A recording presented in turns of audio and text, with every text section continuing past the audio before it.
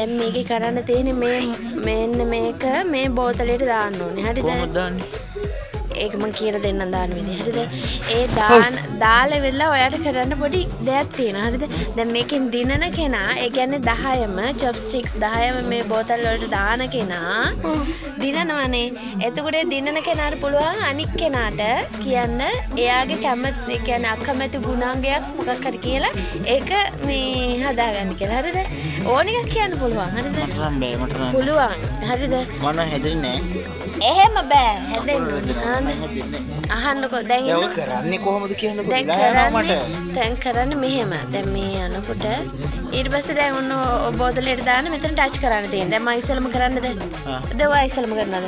මම කළා. අන්න එකක් ගියානේ. අවස්ථා දෙකක් දෙනවා. ඒ කියන්නේ වැඩිම ප්‍රමාණයක් දාන කෙනා විදිහට ගමු. උට වැටුණා. අයියෝ.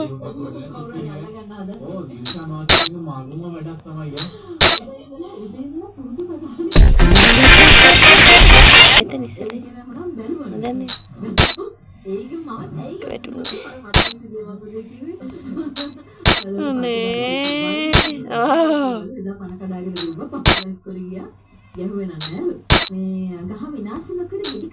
ඔනේ මං හයයි නේද?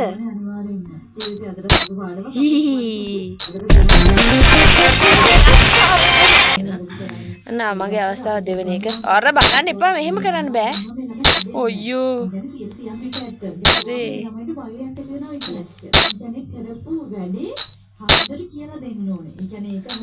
ඒක බය හිතෙනවා. අයියෝ. හරි. එපා ඔයා කියන්න මට පුළුවන්. අර දෙවෙනි අවස්ථාව මෙතන කරන්න. දෙකයි.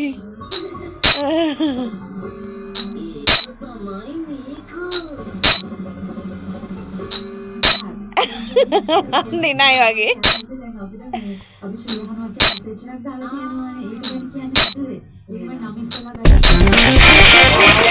මේ තුන්වෙනි එක ඔන්න. එහෙම බෑ ඒක මන් දන්නේ ඔයා බලලා හරි දිනනවා. නෑ එහෙම නෙමෙයි. ඕනේ.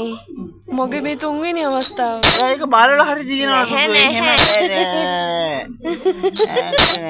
මං ඒක දන්නෙත් නෑ. ඉන්නකෝ මං කියලා දුන්නානේ ඉතින් ඔයාලට. ඔයෝ.